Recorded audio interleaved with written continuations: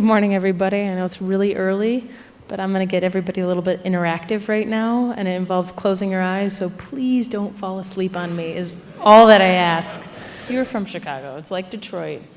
It is very cold. Now, I want you to all imagine that very, very, very cold winter day where you're sprinting from your house to your car.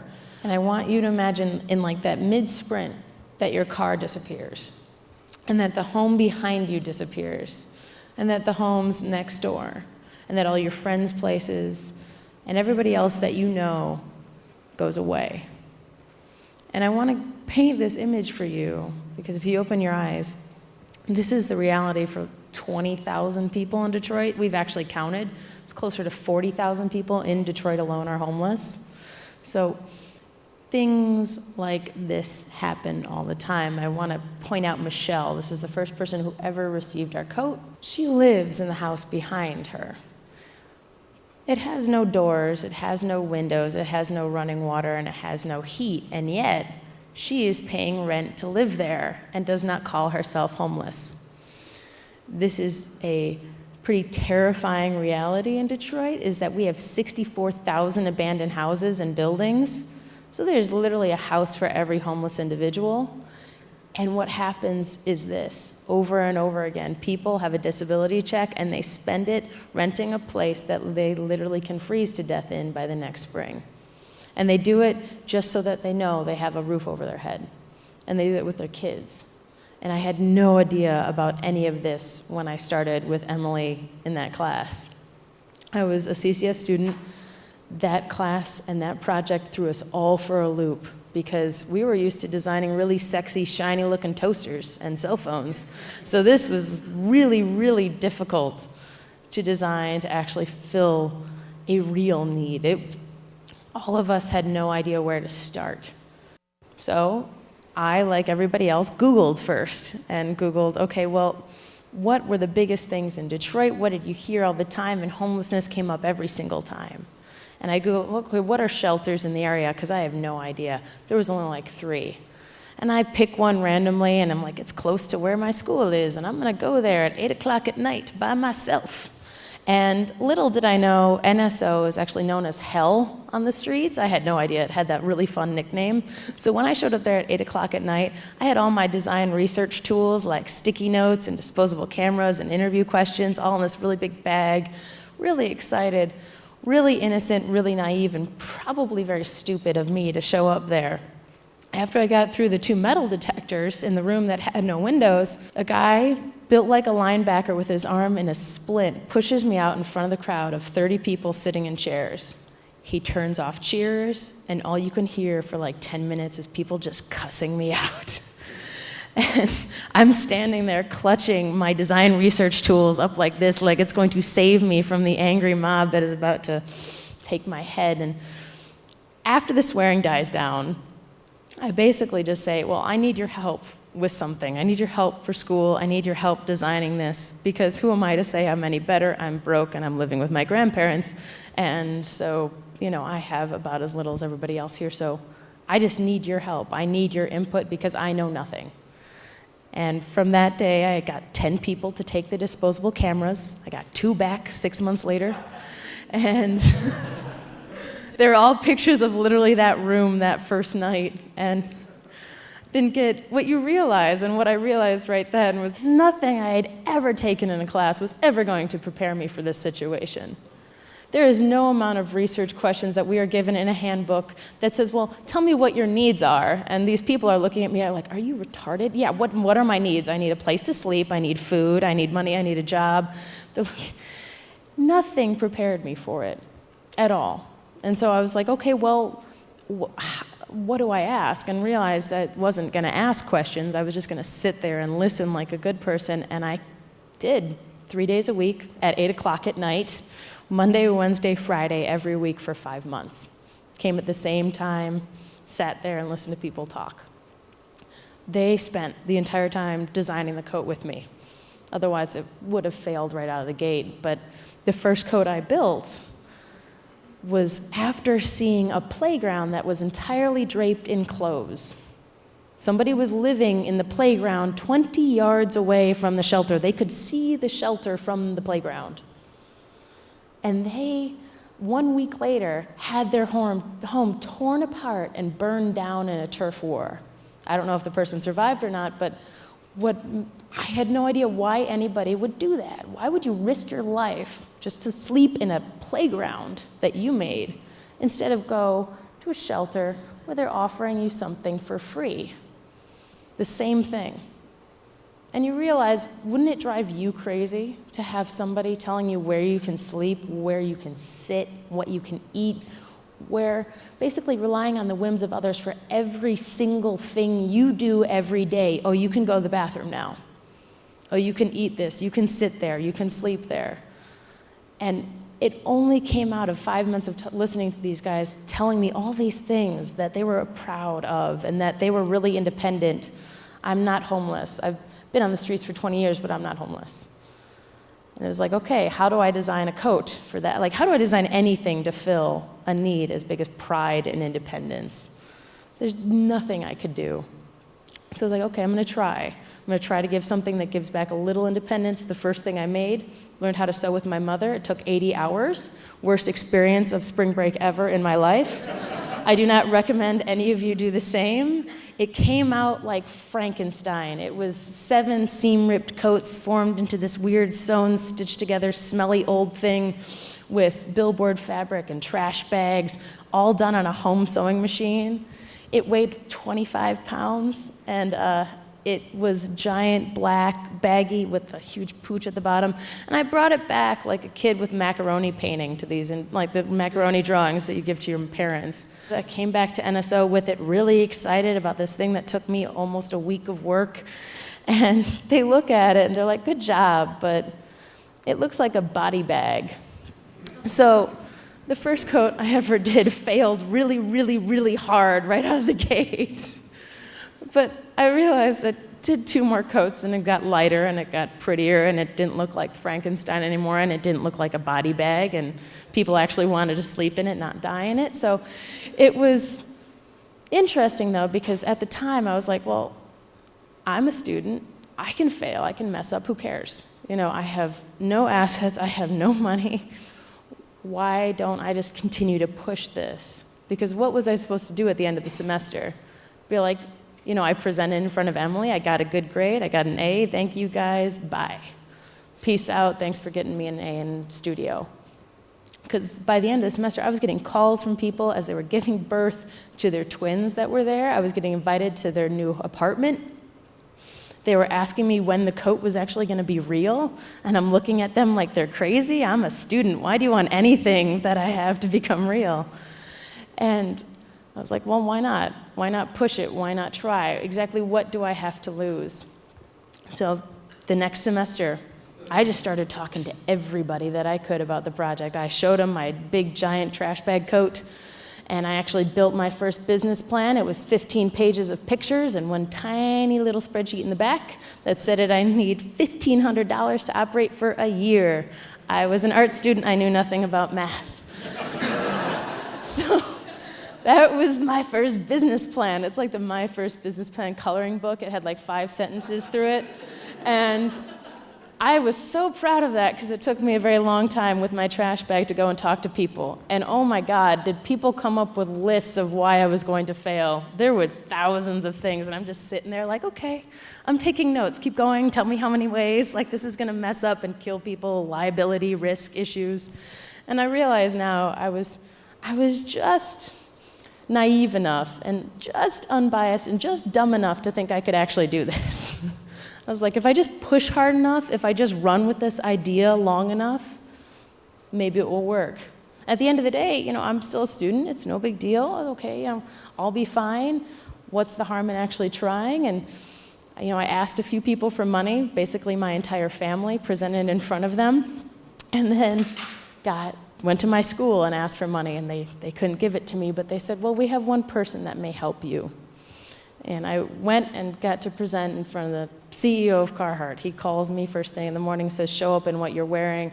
I show up in this beautiful office with all these people in suits and flannel and a giant trash bag and have my business plan, and I talk to him.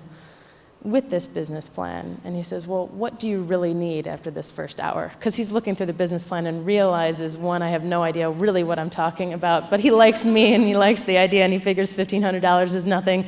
So he's like, well, what does this actually pay for, this $1,500? And I'm like, well, everything, sewing machines. And he's like, well, what kind of sewing machines do you need? I'm like, the industrial kind. He goes, there's more than one type of industrial sewing machine. I'm like, well, and he's like, there's the single needle, there's the double needle. And I'm like, I'll take double needles. 2 is way better and obviously way faster than 1. So I'm gonna get like a couple of those. And he's like, well, how many do you need? I'm like, in my head, because I don't know. I'm still living with my grandparents. I have no employees, I have nothing. And he's like, I'm like, oh, maybe I'll hire like 2 people to help me. I am a horrible seamstress. I suck at sewing to this day. So obviously I should maybe grab a few people to help me, maybe help my mom do it. So he's like, well, I'll give you 3 to start, and gives me 600 yards of fabric. Within the next week, I had 2 tons worth of industrial sewing supplies being shipped in 2 freight trucks to my grandparents' garage. A week later, I joined with the shelter, said, I need space now. They gave me a closet. We painted it green, and that's where everything ended up. And it did happen that quickly, and it was that small. We couldn't actually build an entire coat because it couldn't lay out on the floor lengthwise. And so once the machines get in there, it takes up a lot of closet space.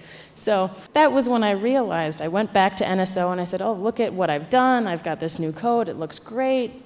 Well, what's the next step? What do I do? As I was leaving, this woman starts screaming at me, flat out, yelling. Somebody's actually holding her back, which was surprising because this is an area that I had been for months. People called me the crazy coat lady, fondly. That was my nickname. It was the crazy coat lady, crazy white girl, crazy coat white lady. It was a mixture of those words.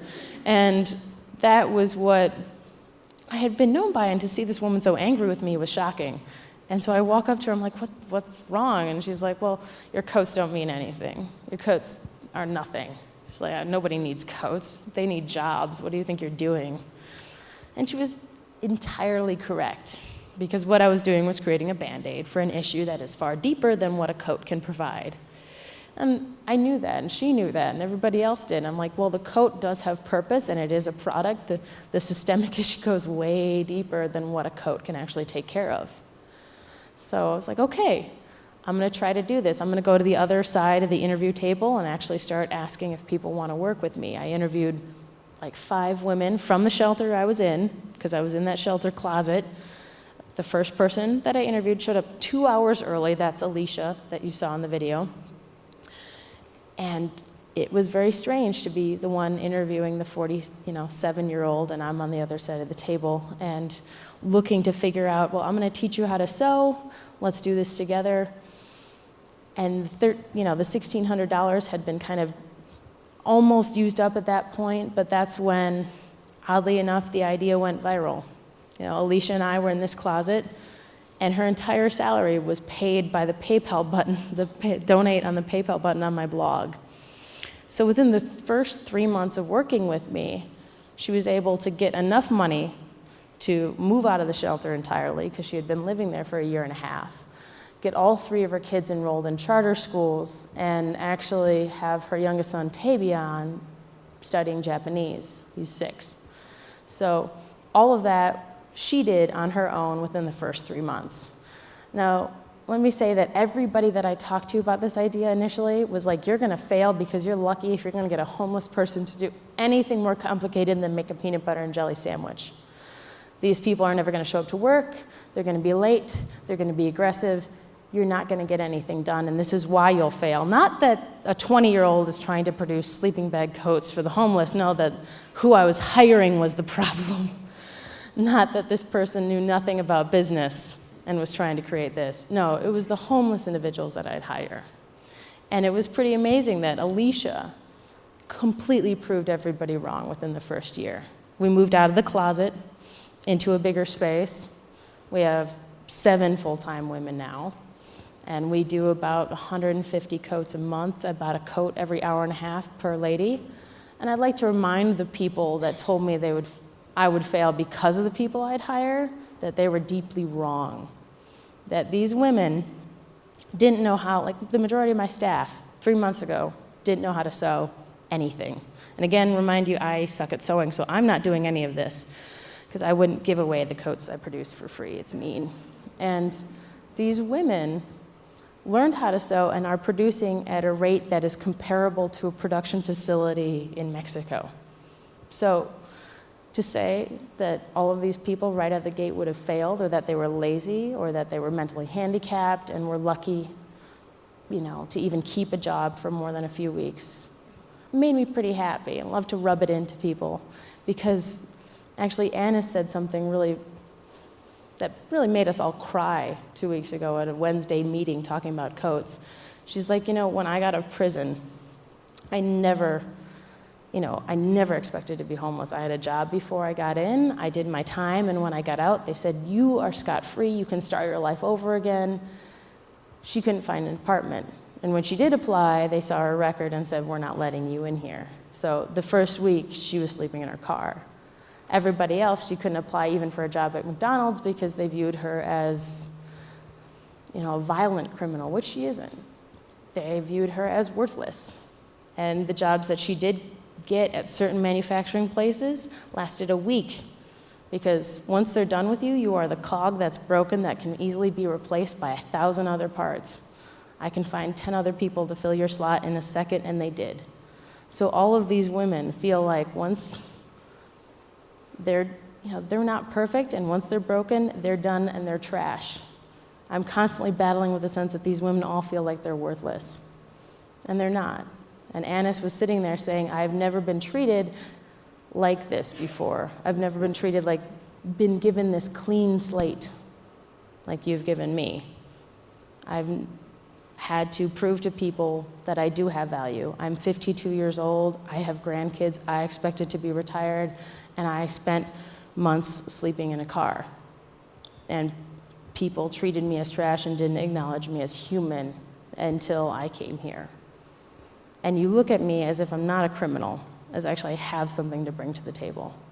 And that goes for all of the women that we work with. We deal with things like, who knew an art student would have to deal with things like this? This is not what I was trained to do. This is not what I got my degree in from CCS this past December. This is not what I was taught.